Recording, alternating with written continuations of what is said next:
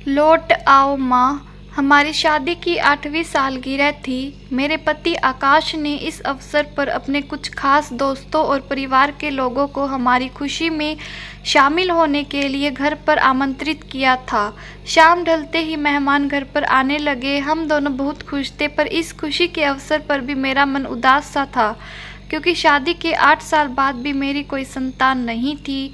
जाने कितनी मन्नतें मांगी भगवान से कि वो मेरी गोद भर दे। कई डॉक्टर को भी दिखाया, पर सब कुछ ठीक होते हुए भी आज तक मेरी गोद खाली ही थी। मैं अपनी उदासी को अपनी मुस्कुराहट के पीछे छुपाए मेहमानों के स्वागत में लगी हुई थी। खाने का समय हो चला था। मैं खाना सर्व कर ही रही थी कि तभी अचानक से मुझे चक्कर आया और मैं बेहोश हो गई। आकाश ने तुरंत ही डॉक्टर को फ़ोन करके घर पर बुलाया। डॉक्टर ने मेरी जांच की और फिर उन्होंने जो कहा उसे सुनकर ऐसा लगा जैसे सालों से बंजर पड़ी ज़मीन पर मानो अचानक ही फसल लहलहा उठी हो। डॉक्टर ने कहा कि मैं माँ बनने वाली हूँ। जिस खबर को सुनने के लिए मैं रात दिन तड़पती थी, आज उस खबर को सुनते ही मैं अनायास सी रोने लगी। आज मुझे पहली बार ये एहसास हुआ कि आंसू सिर्फ तकलीफ में ही आंसू नहीं बहते, बल्कि कई बार हद से ज़्यादा खुशी भी आंखों से आंसू बन बहने लगती है, क्योंकि अक्सर सुख या दुख को व्यक्त करने के लिए शब्द मौन हो जाते हैं, लेकिन आंखों ने कहाँ मौन होना सीखा है। मैंने शादी की ये सालगिरह मेरी जीवन की एक यादगार सालगिरह बन गई।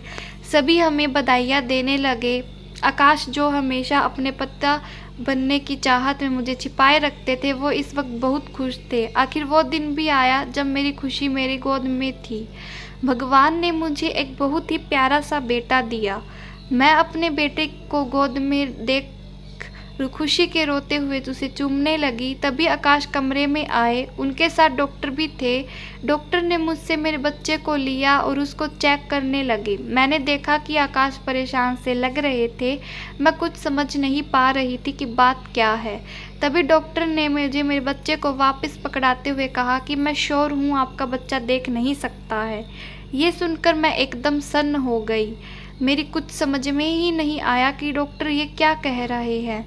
मेरा बच्चा तो बिल्कुल ठीक ठाक है। डॉक्टर की बात सुनकर आकाश भी उदास से चुप खड़े थे। थोड़ी ही देर में डॉक्टर वहाँ से चले गए। मैं आकाश की ओर देखते हुए उनसे पूछी, ये डॉक्टर क्या कह रहे हैं? मेरा बच्चा तो बिल्कुल ठीक ठाक है। डॉक्टर की बात सुनकर आकाश भी उदास से चुप खड़े थे। थोड़ी ही देर में डॉक्टर वहाँ से चले गए। मैं आकाश की ओर देखते हुए उनसे पूछी कि ये डॉक्टर क्या कह रहे थे? मेरा बच्चा देख नहीं सकता, लेकिन ये तो बिल्कुल ठीक है। आप इसकी आंखें देखिए, आकाश कितनी सुंदर है। फिर ये कैसे हो सकता है कि मेरा बच्चा देख नहीं सकता? ज़रूर डॉक्टर को कोई गलत फहमी हुई होगी।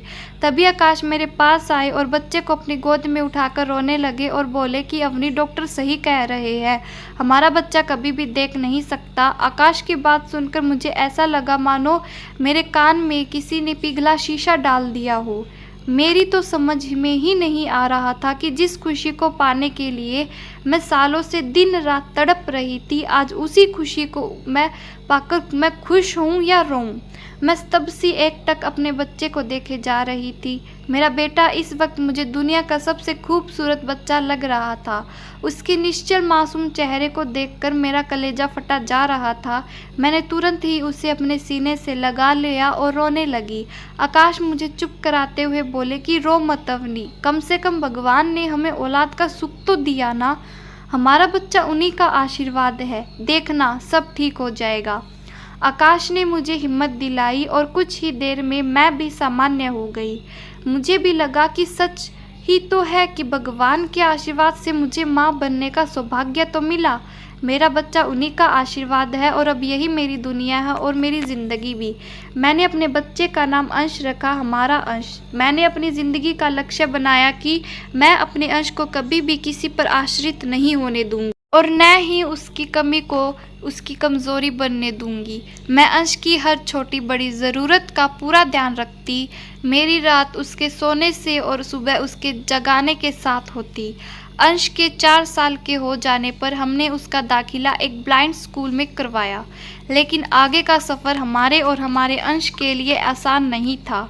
कई बार अंश के पूछे सवाल मुझे अंदर तक तोड़ जाते थे, पर मैं बड़ी हिम्मत से बिना टूटे, बिना रोए उसके सारे सवालों का जवाब देती। जब भी वो मुझसे पूछता कि माँ मुझे हर चीज़ काली ही क्यों दिखती है, आवाज़ें तो सुनता हूँ पर कोई दिखता क्यों नहीं, आप भी मुझे नहीं दिखती, पापा भी मुझे नहीं दिखते, क्या आप लोगों को मैं भी नहीं दिखता हूँ, क्या हर चीज़ काली ही है? ऐसे अनगिनत सवाल जिसका जवाब देते हुए मेरी आत्मा रो देती। समय निर्धाप गति से बढ़ता गया। अंश अपनी कॉलेज की पढ़ाई पूरी कर चुका था और मेरे कहने पर उसने शिक्षक के पद पर आवेदन किया था। हालांकि अंश का मन नहीं था फॉर्म भरने का, क्योंकि अंश जॉब नहीं करना चाहता था। वो कहता कि वो ऐसे किसी जगह पर नहीं जाएगा जहां उसके साथ मैं ना रहूं। पर मैं अंश को अब बिना मेरे सहारे के आगे बढ़ने हुए देखता चाहती थी और मैं उसे अक्सर समझाती कि अब उसे खुद को खुद से ही संभालना पड़ेगा। मैं हर वक्त तो उसके साथ नहीं रह सकती ना। लेकिन वो बड़ी लापरवाही से मुझसे कहता, क्यों आप कहाँ जा रही हो, आपको पता है ना कि मैं आपके बिना कुछ नहीं कर सकता। उसके मुंह से ऐसी बातें सुनकर मैं परेशान हो जाती थी। इस बारे में जब मैंने आकाश से बात की तो उन्होंने भी वही कहा जो अंश कहता, लेकिन मुझे ये सही नहीं लगता था, क्योंकि मैं चाहती थी कि जब अंश बिना मेरे सहारे के अपनी मंजिल की ओर बढ़े। लेकिन अंश की सोच से मैं परेशान रहने लगी। मेरी कुछ समझ में नहीं आ रहा था कि मैं क्या करूं। कभी कभी मैं अंश की इस सोच के लिए स्वयं को जिम्मेदार मानती। मुझे ऐसा लगता कि शायद मैंने ही अंश को अपने सहारे की आदत डाल दी है। अंश की इस सोच की वजह शायद मैं खुद ही थी। इसी बीच अंश को गवर्नमेंट जॉब मिल गई। इस खबर को सुनकर मुझे ऐसा लगा मानो आज मेरे जीवन का लक्ष्य पूरा हो। आखिर अंश अपने पैरों पर खड़ा हो गया था। उसे उसकी मेहनत का परिणाम मिल ही गया, पर न जाने क्यों अंश खुश नहीं लग रहा था। मैं अंश से पूछी कि क्या बात है बेटा, तुम अपनी सफलता पर खुश नहीं हो?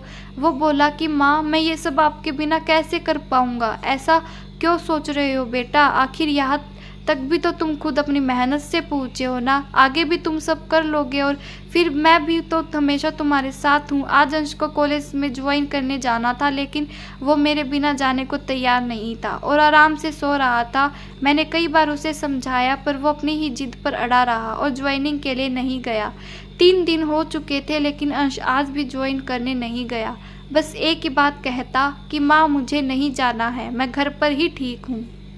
मैं उसे समझा के थक गई, लेकिन वो कोई बात सुनने को तैयार ही नहीं था। आखिर मैं थक कर मैंने अंश की बेहतरी के लिए एक निर्णय लिया। अब मैं अपनी ममता को अंश की कमज़ोरी नहीं बनने देना चाहती थी। इसीलिए आकाश को बताकर मैं कुछ दिनों के लिए अपनी माँ के यहाँ रहने चली गई।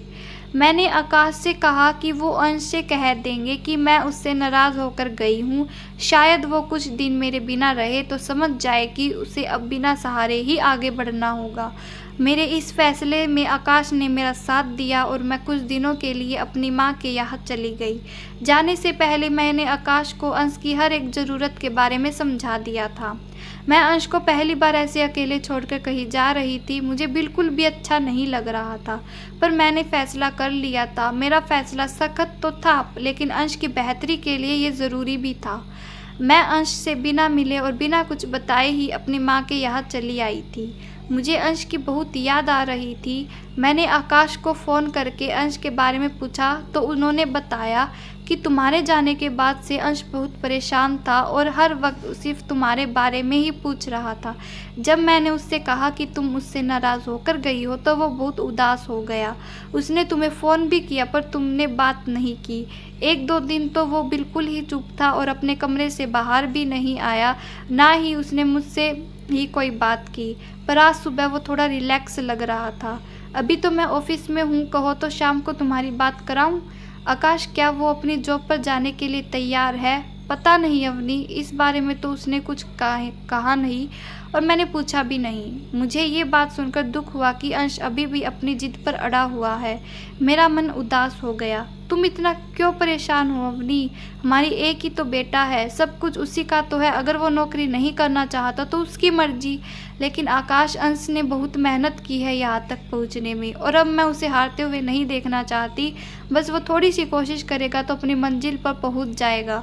मैं बस यही देखना चाहती हूँ कि मेरा बच्चा बिना सहारे आगे बढ़े और वो भी सामान्य बच्चों की तरह अपनी लड़ाई खुद लड़े, और फिर हम हमेशा तो उसके साथ नहीं रहेंगे ना। आप देखिएगा आकाश, वो मेरा सपना कभी नहीं तोड़ेगा। मैंने आकाश से अंश का ध्यान रखने को कहा कर फ़ोन रख दिया। माँ के यहाँ आए हुए मुझे आज 7 दिन हो गए थे, और ये 7 दिन मुझे 7 साल से लग रहे थे।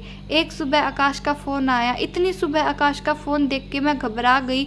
फ़ोन उठाते ही मैं आकाश से पूछी कि सब ठीक है ना आकाश? इतनी सुबह आपका फ़ोन? हाँ अवनी सब ठीक है, बस तुम्हें खुशखबरी देनी थी। खुशखबरी? कैसी खुशखबरी? आकाश ने बताया कि आज सुबह अंश बिना किसी की मदद के अपनी ज्वाइनिंग के लिए कॉलेज अकेले गया है।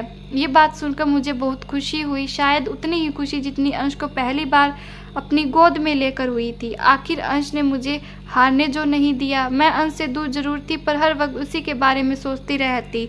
न जाने उसके जॉब का पहला दिन कैसा रहा होगा, वह कैसे हर चीज़ को अकेले संभाल रहा होगा। उसी परेशानी तो नहीं हो रही होगी। कई बार मन होता कि आपस अपने बेटे के पास चले जाऊं, पर उसकी बेहतरी के लिए मैं अपनी भावनाओं को दबा देती, क्योंकि मेरा अभी जाना शायद ठीक नहीं रहता। कुछ दिनों में जब अंश व्यवस्थित हो जाएगा, मेरा तभी जाना ठीक होगा।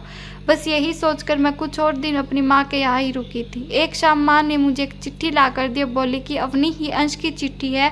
मैंने तुरंत ही चिट्ठी खोली और अपनी आंखें बंद कर आकाश की चिट्ठी को पढ़ने लगी। माँ, मैं आपका अंश। कैसी हो माँ? मुझे पता है कि आप मुझसे नाराज़ होकर गई है, लेकिन माँ, आपके जाने से पहली बार भी नहीं सोचा कि मैं आपके बिना कैसे रह पाऊँगा। मैं जानता हूँ कि आप मुझसे बहुत प्यार करती हैं और मेरी बेहतरी के लिए ही मुझसे दूर गई हो, पर आप ही बताइए माँ, जब से मैंने होश संभाला है हर वक्त सिर्फ आपको ही अपने पास पाया है।